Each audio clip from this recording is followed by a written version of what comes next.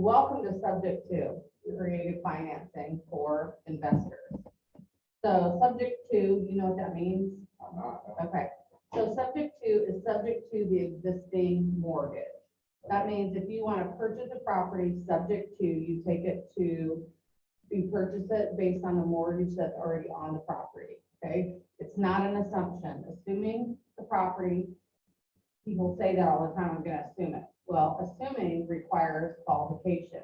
Yeah. So that means you need to get qualified, take over the loan at its current state. You have to qualify, the loan comes out of the seller's name, into the buyer's name. You have to have debt to income ratio, all those things in order to assume a property. We're not assuming. What happens when we take it subject to, is we take the property, everything is based on approximate, right? Because it's approximately that balance.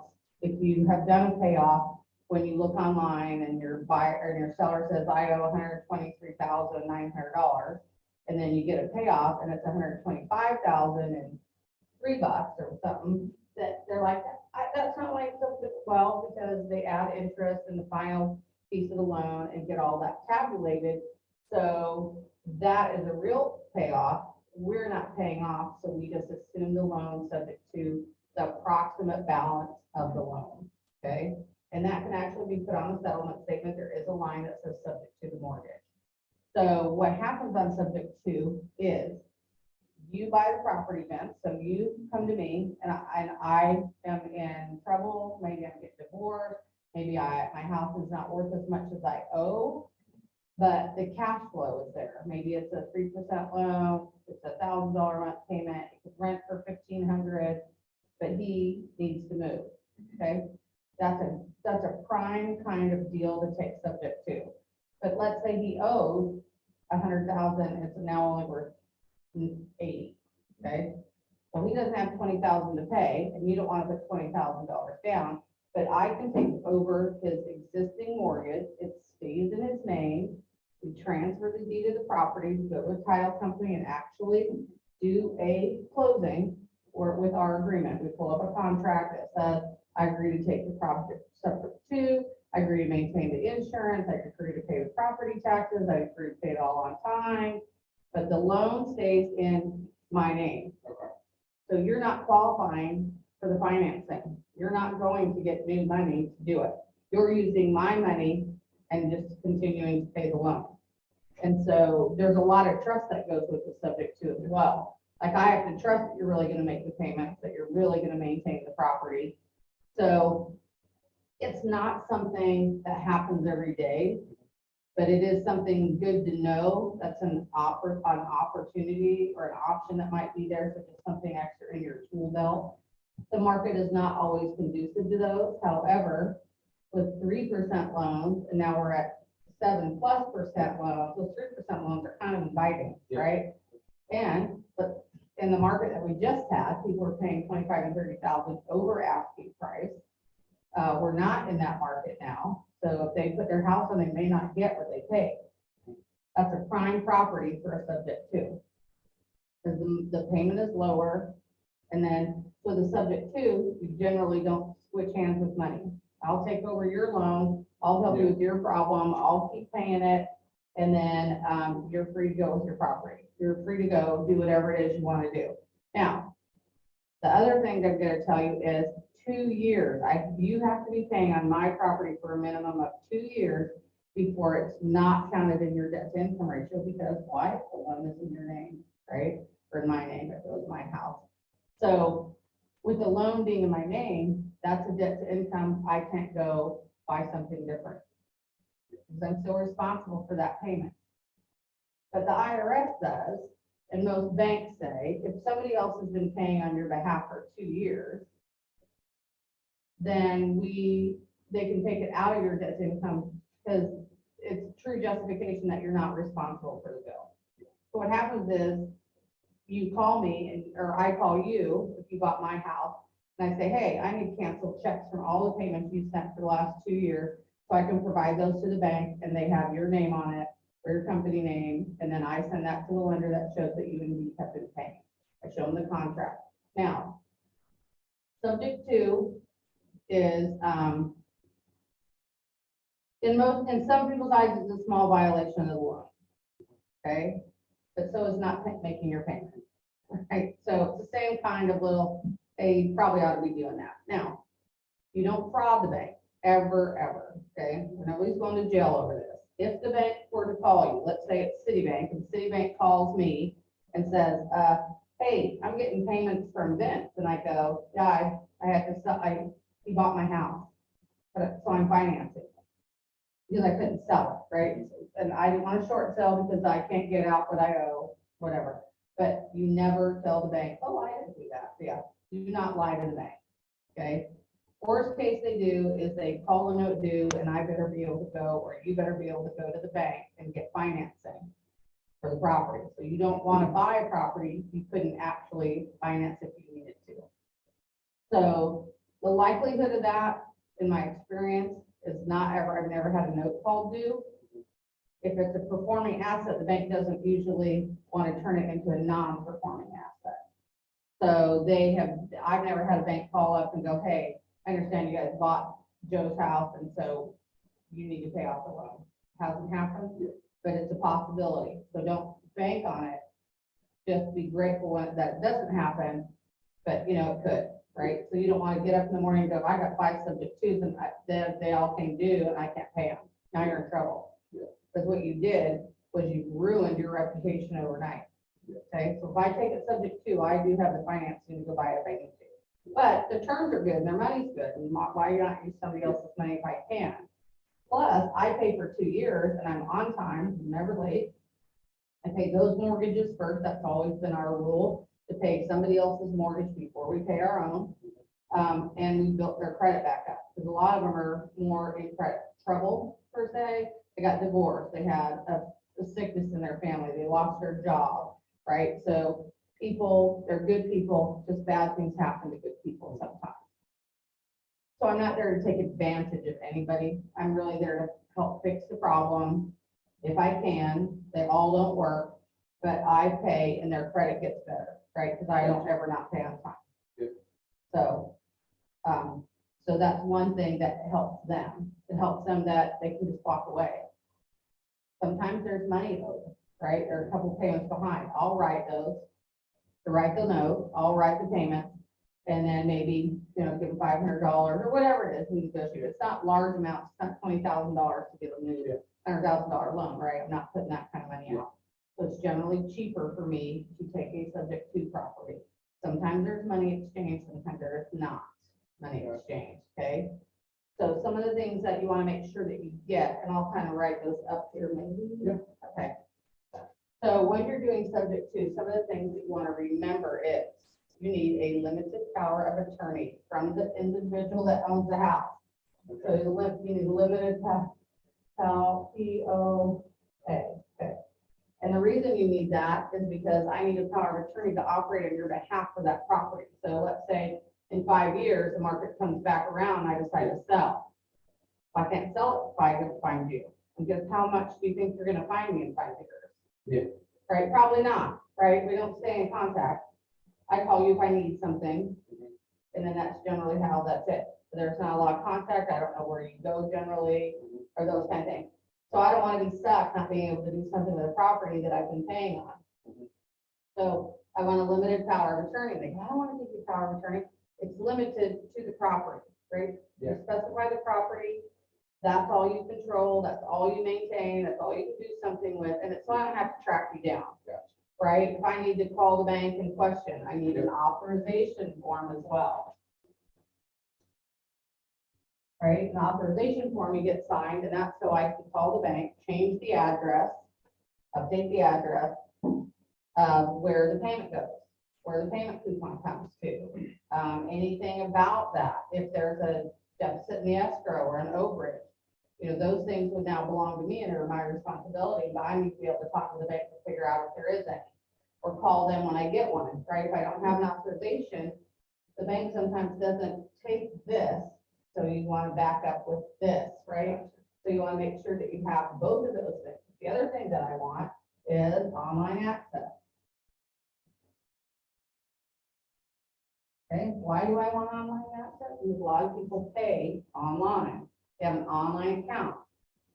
I don't want them, if we're no longer involved, logging in and doing stuff to the bank, to the account, right? So I want online access. I tell them, go in and give me a temporary password. I don't want yours, Vince. I don't want your password that you use, because you probably use it for everything if you're like me. Yeah. Right? My password is generally 1 of 3, unless it's like makes me renew it all the time, like iTunes or whatever, and it's like, I can't remember what it is because I kind of have had to change it. It can't be that in the last 3 years, right, you know? So I just make them go in and change the password to generic, like a 1, 2, 3 or whatever. They give me the access, and then I go in and change the password to my password, okay? And a lot of times you can do change of address and things like that online. I never send it to my home address. I send it to a PO box. My recommendation would be to get a PO box. And that really is just because it flags the bank that there's been an address change. Well, why would you change your address if you still have a loan there?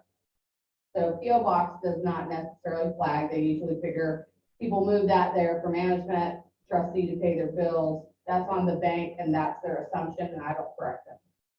Okay, I don't fraud them, but I don't correct them. So you would send it to a PO box so that your payment goes there, everything comes from there. I use my company name. So if you're sending it from Vince, I would recommend you get an LLC, right? Make sure that you have, and that's just for liability purposes for yourself. Yeah. And it just tells the bank that somebody's managing it. It doesn't question, the bank doesn't question usually, like rent speak of homes, change the PO box, that's who gets the check, that's where the check comes from. They just assume that I'm taking care of it for the owner. That's their assumption. I don't correct them unless they call me, I don't lie, okay? So that's what you want to make sure that you do when you're doing this. The other thing, is if they currently have a payment book, get that, because some people still do old school. So you make sure that you get the payment information. You want to make sure you know about what the escrow balance is. So you really want a payment statement or whatever. And the reason I want that is that's how I kind of base what their approximate balance is, what their escrow account is, because I now own all the escrow money that they've paid. Because they're still responsible for taxes, but we don't switch hands, and we don't do any of that.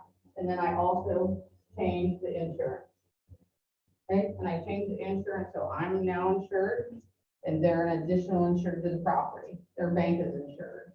So it's a policy with additional insured individuals. So, which if you, let's say, you and I went into partnership and we bought ABC House would be insured. You would be an additional insured, as would I, as would the mortgage be, okay, the bank, so that everybody's covered. So we make sure that we change the insurance as well. And then sometimes we change it because they're paying, and we change the type of policy. It's now a rental policy. So the bank does not get notified about the kind of policy it is. They just get notified about the change in dollar amount. That's it. They don't, and that they're insured. That's all they care about. So that doesn't generally apply to them either. But you want to make sure that you do those things when you do it. When you're closing, it's all approximate. Okay. And if you don't do your work and then you go, well, I didn't realize that this was overvalued. Okay. I don't buy it based on the market. I buy it based on the payment and if it cash flows for my purpose of my business. So if it's, let's say they owe 120,000, it's now only worth 100. But I cash flow $500 a month in rent because of their payment. I don't care that they owe 120,000. I don't intend to sell it. I don't intend to take the loss in the payment or, the value. So the balance doesn't matter to me. It's the cash flow I'm looking for on this type of pickup. So people get kind of crazy when they, more than it's worth. Okay, do you plan to sell it tomorrow? I don't. I mean, I plan to hold it and pay it and use the cash flow because I didn't use my own money to buy. So it's about leveraging other people's money to add money to your bottom line.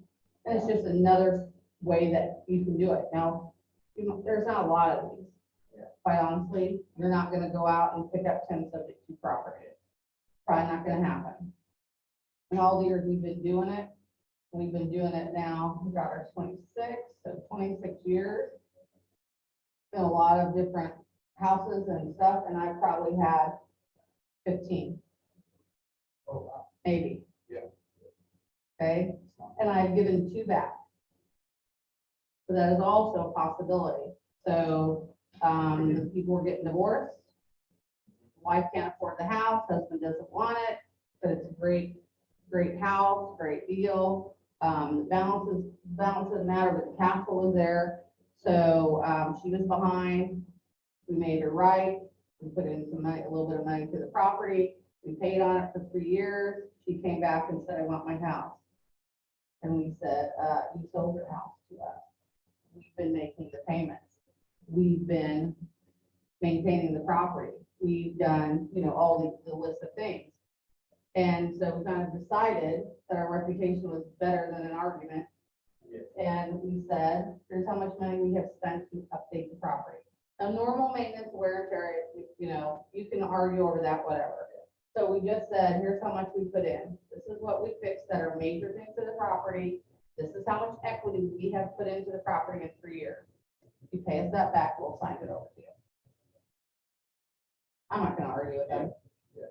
Her credit's great. She wanted to go buy another house now, but she couldn't qualify, and what ended up happening, the house got foreclosed on, we bought it back. No way. Yeah, sometimes that happens. I mean, It's kind of crazy. Yeah, Sometimes that yeah. happens, right? The 2, we had 2 like that. And the one, actually hired an attorney. She didn't even call us. And the attorney's like, she wants the house back and you bought it this way. And we could call the bank. And I said, and if you call the bank, they'll call the note. So, that's fine. We can come to a conclusion, but we put in a driveway and a few other things. And that was a lot more money into that property. We said, here's the total, here's the receipts, this is what we put on our taxes that we've done to this property. This is our amount of equity that we have. You write us a check and we'll give you back the house. I don't have that kind of money. Okay, but here's the contract that we've been doing, I don't care, so we negotiate out and just took money and gave her the house back. They're not worth arguing, they're not worth you ruining your reputation. This is a huge trust ordeal, because until I pay it off or sell it or refinance it, that loan stays in their name. It hits their credit. If I'm late, it doesn't do crap to me. Yeah. Right? That's why it's so important, because people know what you don't do wrong. And, they never hear about how great you did, but they always hear about how shitty you did. Right? Sorry, people. But it's not worth it. Yeah. Give it back. Now, if she couldn't have come up with the money, we'd have to figure something else out. But, well, my credit's great now. Now I can afford the house back. Okay, but your credit's great because we've been paying on it for 3 years on time, Yeah. on mortgage, which has great credit score, helpability, right? So, but it's just not, you just have to decide whether it's worth the battle or it's not. It's not worth the battle in our reputation, but we give it 2 houses back and all the ones that we've done. So it's not commonplace. Most people don't come back to get it. They don't want to come back to the house, right? So, and it's always better than when they left it. So, just make it for a whole and it's fine. So we do that. So you want to make sure that they clearly understand that the mortgage is staying in their name and that you are just paying what's existing.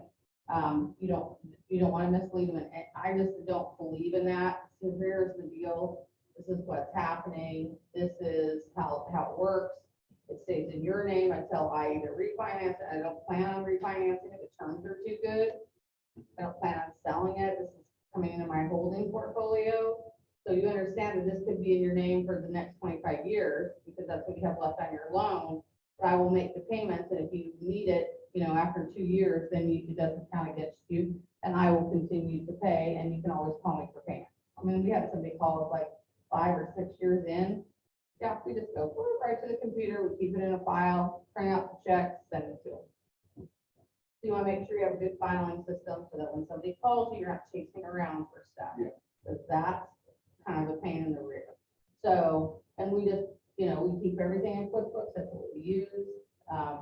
And then we also we scan every document in, we have document files for each property. We scan in the checks that we pay for are subject to, so that Because we know at some juncture, they're gonna call us for them, and we don't wanna be chasing boxes from 5 years ago. So it's all scanned into the computer and put in their file. It's literally a couple clicks and they have it, and they just think that's absolutely amazing that we can get to them that fast. Unbelievable. Well, and then we learned it, because the first one, we didn't really do that. It's like, after we do it, so we're not doing this again, because we're in the basement looking through, cardboard boxes of taxes and files, and it's like, can't find one check, because maybe it got put somewhere different. Yeah, you just quickly learn how to manage your business and your files and stuff like that. So, let's see. Do you have any questions so far?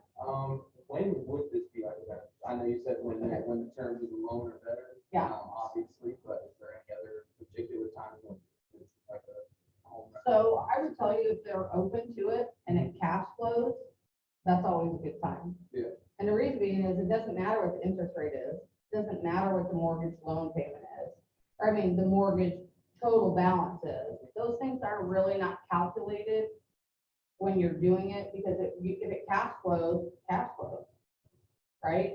So if they're paying $1,000, I can write for $1,500, that's a pretty damn good day. Yeah. And if they're gonna let me take it subject to, and use their money instead of my money, that's a good day. So, so it works anytime, honestly.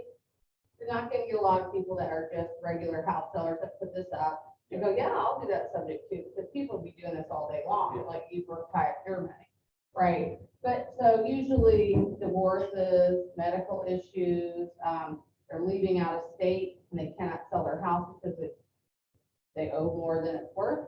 That's always a good deal. If the payment's right, it doesn't really matter what they owe, because I'm holding it and I'm needing the cash flow. And if I cash flow, that's all I care about. Because at some juncture, we're in a cyclical world, right? At some juncture, the market comes back and I'm not in the hole anymore, because that is really just a paper. It's like a cloud loss. It's not really a loss to me. It's only a loss if I sell it and cash out. That's when it becomes reality. So same as the equity in your house. Well, I have 50,000 in equity. Okay. What you really have is what you can cash out at the end of the day. That's the true equity you have. So equity is just kind of like this thing up here, and you go, the market comes up, and the equity goes up, and the market goes down, and the equity goes down.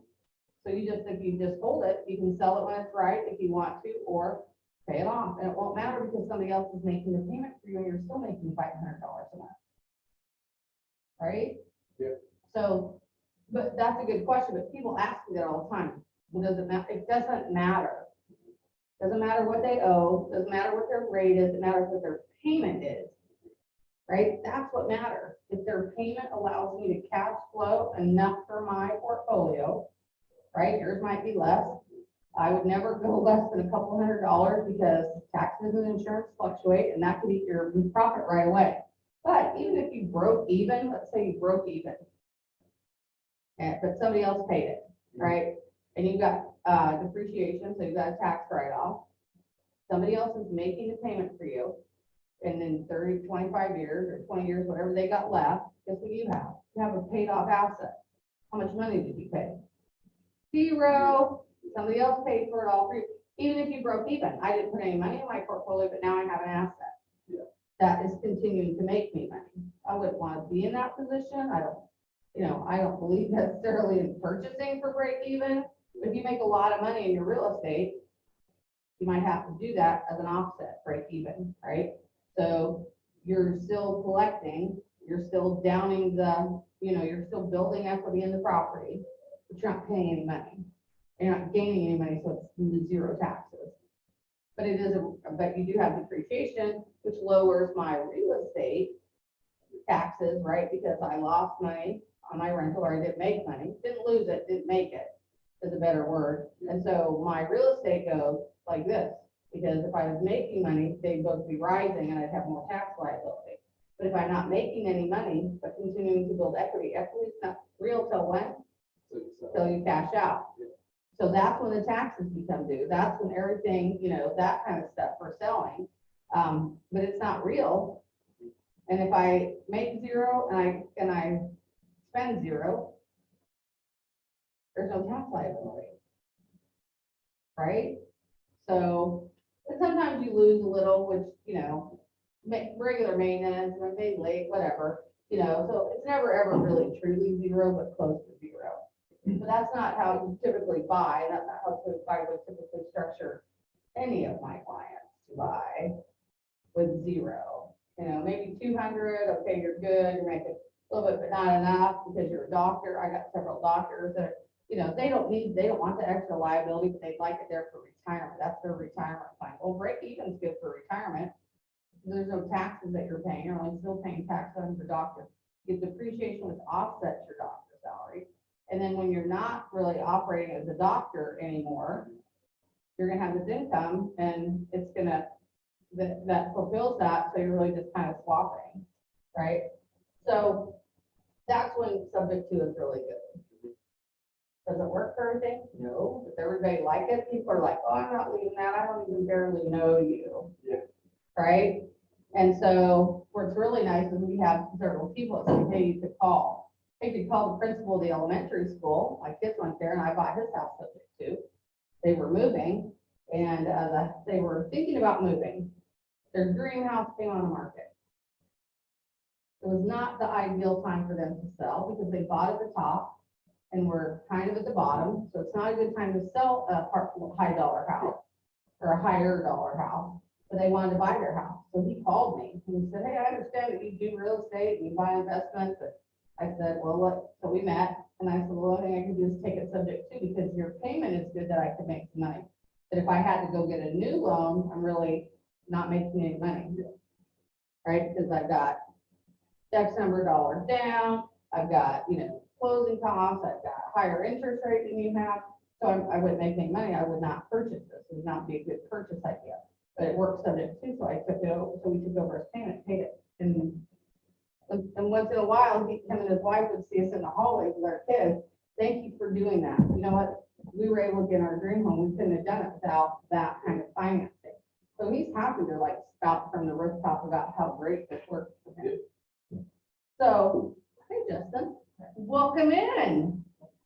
So it's just another, tool to have in your belt for investing because at some point it may present itself. If you didn't know it, you would have lost an opportunity. Now you maybe have an opportunity where you didn't before. So, but you want to make sure that you are covered when you do it.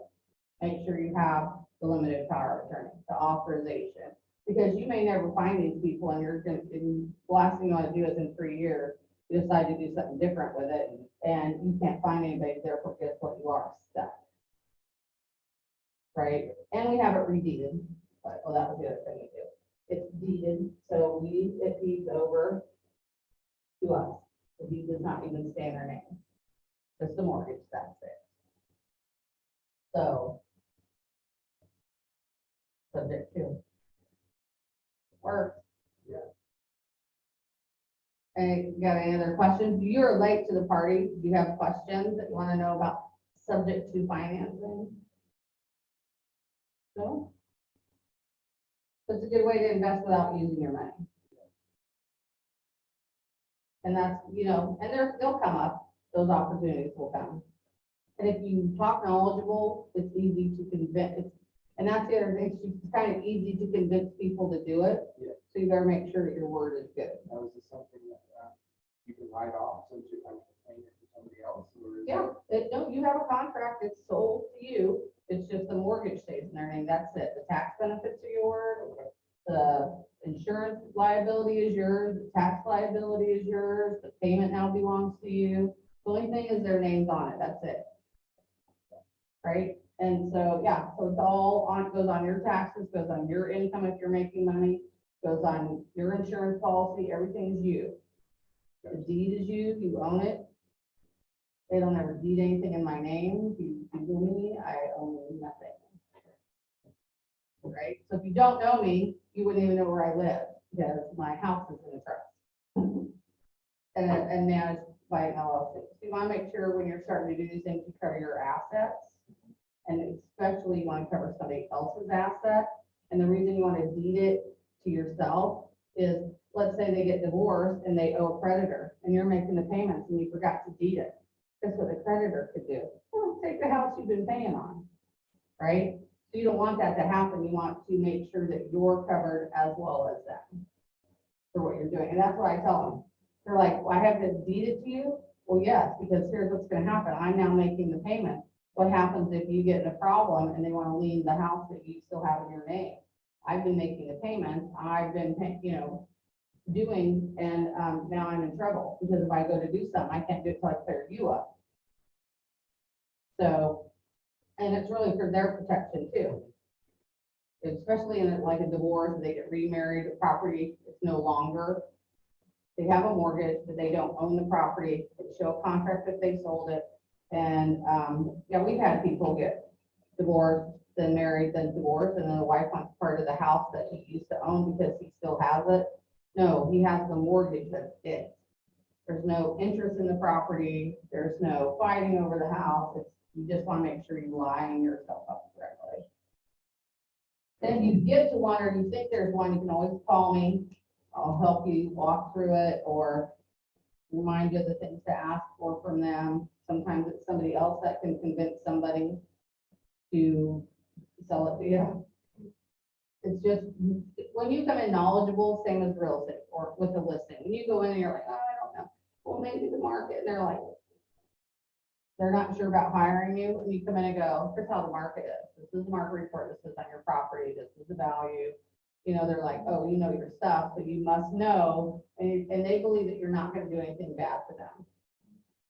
And I believe I'm not gonna do anything bad to them because I have to sleep at night and stand at the gates of heaven when I die.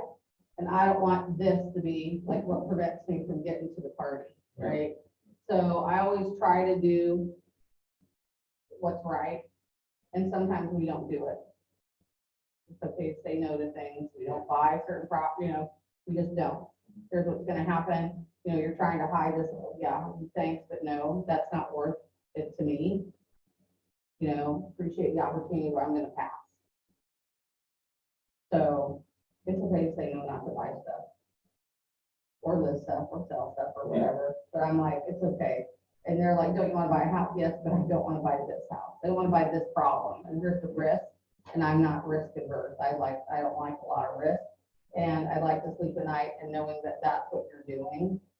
We've had somebody that, was in the middle and he was doing this for self-serving purposes. And he happened to, in the middle of the conversation, allude to the fact that he was hiding stuff. And then I was like, thanks. Because I'm willing to do it, yeah, but I'm not willing to buy it. Yeah.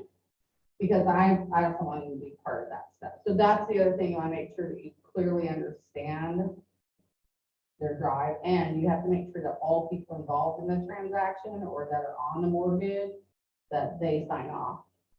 If they're married and it's in your name, you're married, guess what? Your wife needs to sign that closing.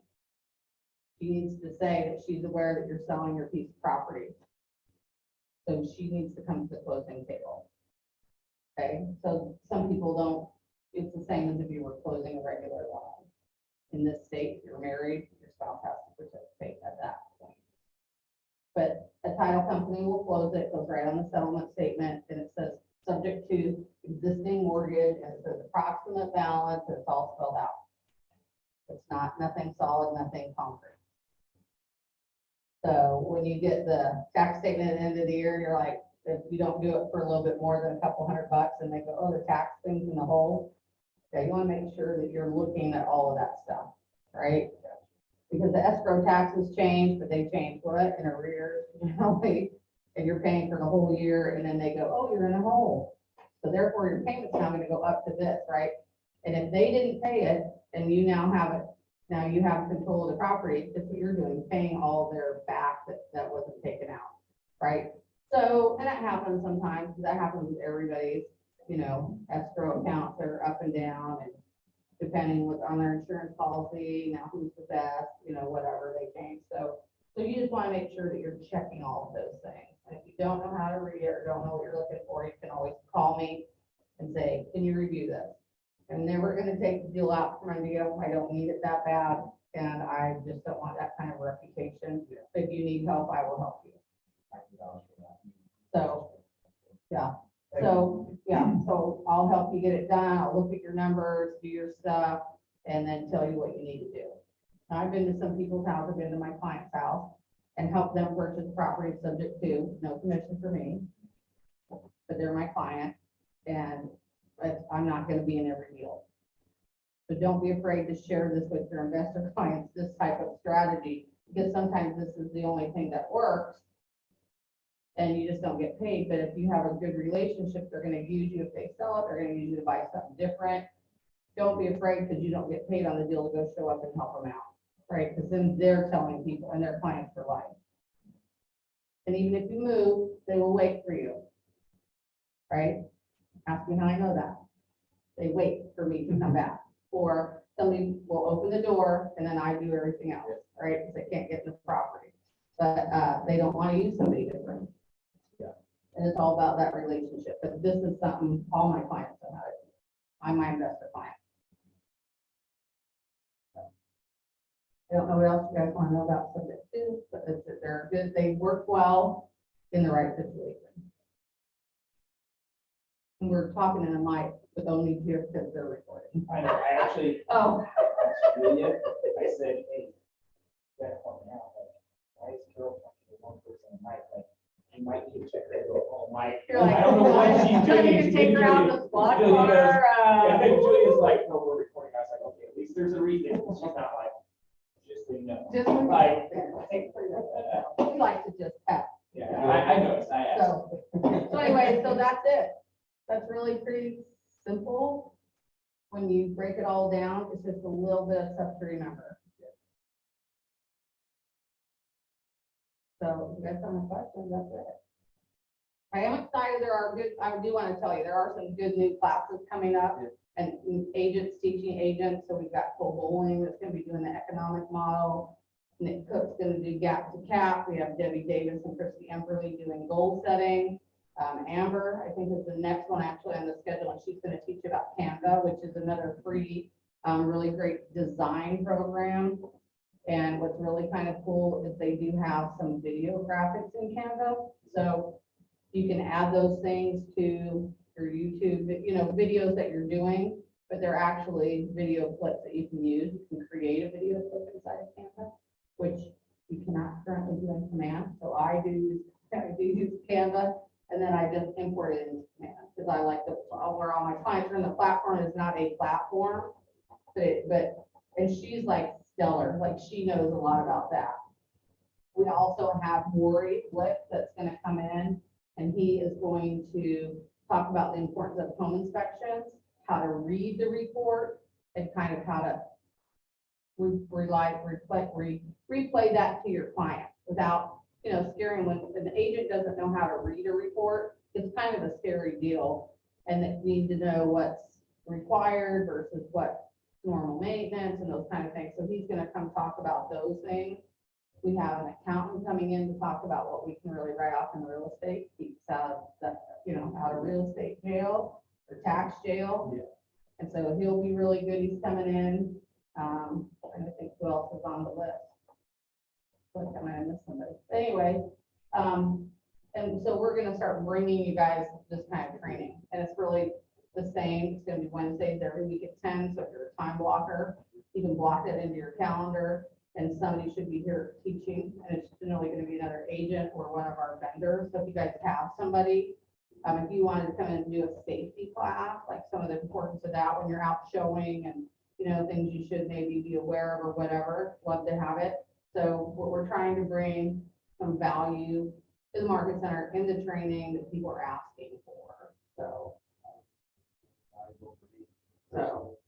yeah. So yeah, but it's every Wednesday at 10.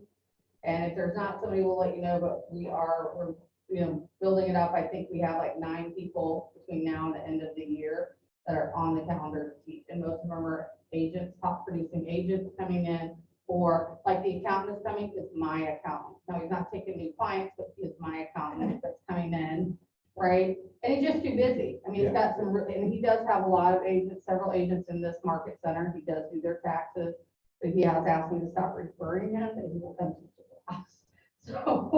So I said, okay. So, and then I think we're gonna, you know, we'll have a lender come in, different things. If there's something you want to see or learn about, if you text me or if you know somebody that's willing to teach on that subject, I will reach out to them and get them on our calendar. Because we would love to have other people here teaching and doing things. And then I generally teach something, hopefully of value when I come every time I do the market center. So, but that's our plan. And we're excited about everybody that's teaching. It's gonna be some great classes to feed into. So Wednesdays at 10, people online, Wednesdays at 10. That's it, we're done. Unless you have any other questions, and you can ask questions off topic if you want. If I know the answer, I'll tell you. If I don't, I won't. No, I was just talking to, if you're talking about investing, I was like, oh, see what she said she talked about. Read through what is it, the millionaire, the red book that the Keller does, reading through that right now. But I also have the blue book that I'm going to after that. Hopefully that has some good investors. The blue one, it's an investor, real estate investor. The book that I said that I think I gained most out of is Rich Dad Poor Dad by Robert Kiyosaki. Rich Dad Poor Dad, yeah. Basically, that guy, I mean, he's a millionaire now, and I saw him real estate investing. We're gonna do a movie. Are they good? Good. But I read Yeah. that book, and then he has a second book that I read. I don't remember the name of that one. You know, it's another really good book is The Millionaire Next Door, Millionaire Store? Millionaire Next Door. Oh, Next Door. And it talks about, I don't know. What was that book called? Rich Dad Poor Dad? Rich Dad Poor Dad by Robert Kiyosaki. Who Moved My Cheese is another really good quick read. I've heard of that. And The Richest Man in Babylon is another really good book. And our kids have read those. Our son is gonna read, he's 16 now, so now it's his turn. So Yeah. to read The Richest Man in Babylon. So we'll take that back from our library here and take it back on Thursday and go back and he'll read that. So, so that's a really good one. It's a pretty easy read. But The Millionaire Next Door is really good, and it's written by a guy that actually lives next door to my friend in Utah, and him and his daughter. That's crazy. So he's Yeah. gonna come down and talk, No, actually, he's doing a class in Utah, so I'm going to that so one. you're not gonna read down here? I don't know that we could afford to bring him down. No, I mean, you said. Oh, I said he lives next door to my friend. I'm not his friend, but I guess I could try to be. And then they wrote another one, another book, and I can't remember the title, it just came out, the same people. And anyways, but it talks about, I was listening to it because I'm like, what? I didn't do that right with my kids. Talks about next generation money. So as a parent, are you really helping your kid? And we do most of the stuff right ourselves. We think we have it, you know, like help your kids bail out of a financial mess. And I said, we didn't just give them money, we made them work and do things, and we're required to read books and required to do different activities, and then we kind of help, then we would help them once they fulfilled the requirement. We don't just like write a check to pay for their stuff, Mhm. right? And so, and they talk about that, because all these kids, and they're like, kids moving back home, no. Yeah. Figure out how to live on your own, you're an adult, right? And they just talk about those kind of things, and like the importance of educating kids. I was at the gas station this morning, and my son's, it's not, I wouldn't call him my friend, just my son's friend, a kid that went to school with my son, and they were in junior high before we moved him. And they wrestled, you know, and the kid like never wrestled, Dex wrestled 65. He's shooting his mouth off and whatever, you know. Anyways, he's just and he's standing there, and he can't make change at the counter. And the gal's like, that'll be whatever, right? So he bought something and he wanted the leftover for cash. And she's like, it'll be that. And he's like, I don't think that's right. And she's like, okay, no, it is. And then, so he couldn't do basic math. Yeah. He's 16. Yeah. I've been to places and people cannot, I'm like, here's 2006. They're like, oh, here's your 6 cents back. I already put $20 in the cash register. Okay, but take this 6 cents and then give me a $10 bill. Yeah. I'm not sure it'd be $10. Yes, $9.94 and 6 cents makes $10. They can't do math, Yeah. and it's scary, I see that. right? And it's super scary that kids don't know about rents and what the cost of living and how to, and about managing their debt and, you know, income and an asset versus a liability. They just have zero clue about any of that stuff. And this kind of talks about some of those things and educating your kids about that. Like my kids knew, spreadsheets when they were little, but that's what we do. Yeah. Right, that's because we do that kind of business, that's how they know, but people that don't do that, Yeah. their kids don't know. And like, they think their car's an asset, no, but if you pay for it out of your own checking account, it's a liability. Your personal house is your biggest asset you will buy, your personal house. You believe it's an asset or a liability? It's a liability, you pay for it. An asset is where you don't pay, right? So rental property is an asset because somebody else pays for it. It's not generally, the point is not to come out of your bank account. I think you were just talking about personal house, right? Yeah, so your personal house is a liability because you're writing a check, nobody's going to work except you to pay for that house, I right? think that's a. That's a liability. From Robert Kiyosaki's book. I think Yeah. he was the first one that I had ever heard in my entire life refer to it as Yeah, a liability instead of an asset. Everybody else my entire life had said, it's your "Go biggest well, asset, buy your a house, yeah, biggest asset." And then when it was laid out by him, yeah, like I had literally thought, like, and I'm not doing this, but I had literally thought like, maybe I'll finish remodeling my house at Sherwood, rent it or Airbnb it and move to like these apartments at 29th and Fairlawn. Like, yeah. free up some more cash Right. and Then your house would be an asset Then it would and be an your asset. rent is a liability.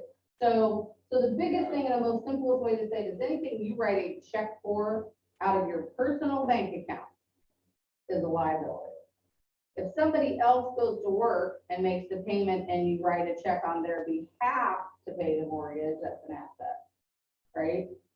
Now, your personal house is a liability until you sell it and have real equity, then you have some asset, right? Some liquid asset, which is dollars. But you don't have that until you sell it, right? Because that's when that is recognized, right? So people go, oh, I got $100,000 in equity. Okay, good for you. No, but when the day comes and you sell it, and you only have 80, you only have $80,000 Yeah. in asset money, right? So that's kind of when that happens. But yeah, people all the time, those are some really good books, and they're easy to read.